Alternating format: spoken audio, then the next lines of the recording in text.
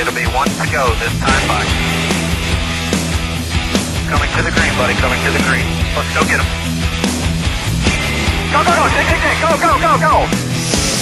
Get your motor running. Head out on the highway. Before we continue, do we have any more for Jimmie specifically? Jimmie, I guess we'll let you go. Congratulations. Good job, buddy. And we'll continue on now for maybe a couple more for Mark. Go ahead. Dave Coleman, Milwaukee Journal-Sentinel. Mark, you mentioned before you have probably have a few things that at least stir a little bit of passion, nowhere near racing. Would you be willing to share what any of those other sort of things that at least stir you up a little bit? Business aviation is something that I lay in bed awake at night thinking about, different ratios. Sometimes it's 50-50 racing and in business aviation. Sometimes it's obviously more racing.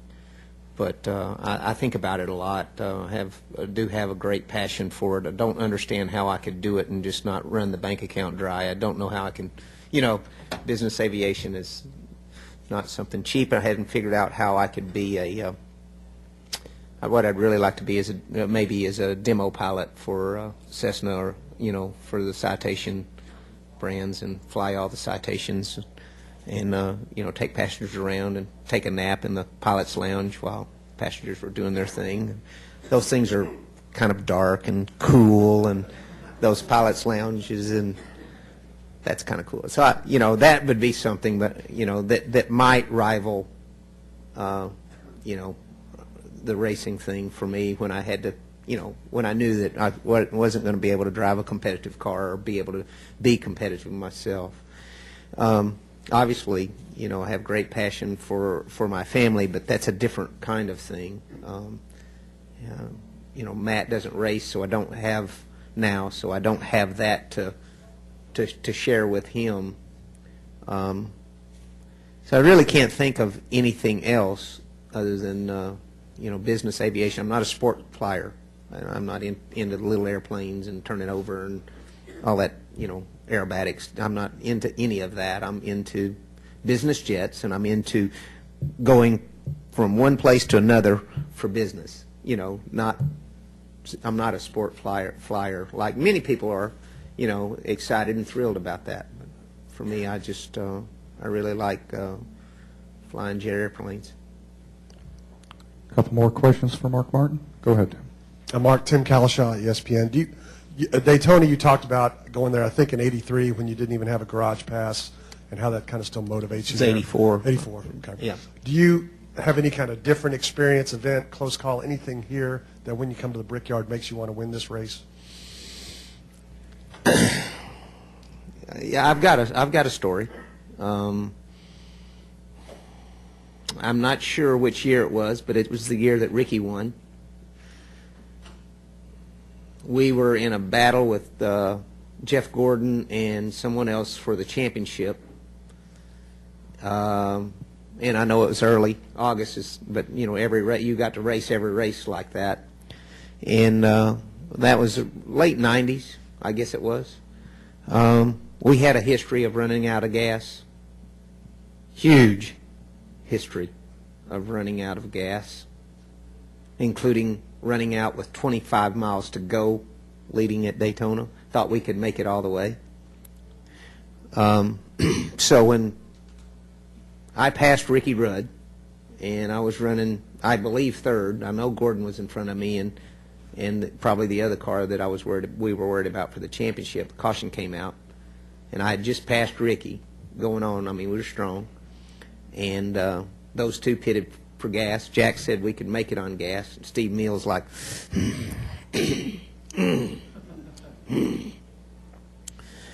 Jack says we can make it on gas, and Steve's, And I'm like, I've run out at least 50 times, and so I followed those guys in, and Ricky won the race. And so, probably if I'd have stayed out, Jack swears we had plenty of gas. I don't know, but that was our win. If we could have, and we just had such a horrible history on gas mileage, and that continues right to Phoenix this year. You know, I mean, it just, but that's my story. That's my story on here. You know, that was the race that the two guys pulled off with 15 laps to go or whatever, and no way anybody's coming from behind because I'd already passed Ricky when I was driving on, and but was more worried about points than winning the Brickyard at the time, and we see how that worked out for me. So I think that was 1997 that year. okay. Mark, Tom Akins, AP Radio. What do you need from yourself, the car, and the conditions in order to make your prediction come true tomorrow and get that win? Well, I need to make absolutely no mistakes. Have to be on my game and make absolutely no mistakes. My team just needs to do their routine work on pit road. They are on it, on their game. And the other important part of it is, you know, we need to get the car wired in and happy hour, as awesome as it was today in qualifying. And then we need to keep it wired in tomorrow, and we need the strongest guys in the field to not get wired in better. And then we need all those things I talked about. We need gas to not get in the way, because I won't have the longest gas mileage of people out there, so I don't think I'll win it on gas mileage. So we need to not lose it on gas mileage.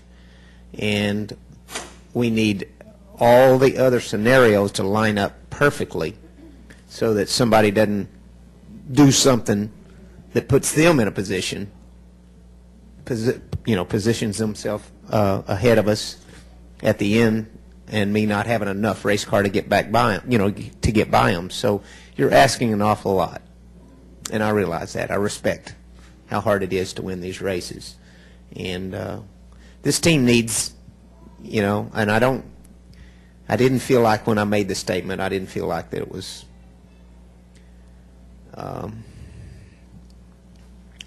like Babe Ruth pointing at the, where he was going to knock it. I didn't. Maybe it was, but I didn't mean it that way. And but I did mean that we were going to come here and be strong. And I feel like that no matter what happens tomorrow, I can halfway save face on that, because we top 10 in both practices, and we qualified second. So I think that prediction's coming true. Okay, we have our last question back here. Hi, Mark. Michael Frank, Clear Channel Radio. You talk about, actually you mentioned Babe Ruth, but you want to declare winning this race. What is that going to mean for your fan base? To me, it would mean a lot to my fans, and it would mean a lot to a lot of race fans, because a lot of race fans that aren't my fans, would be happy to see that for me. But I don't think of it in terms of what it would be for me or my trophy or any of that. I really, when I think about it, I think about DEI and Tony Gibson and the guys, everybody at DEI, because they've weathered a storm from this time last year, with the merger, with Dale Jr.'s departure and all that. They deserve a lot of credit for keeping the program together and keeping it strong, and I really feel fortunate to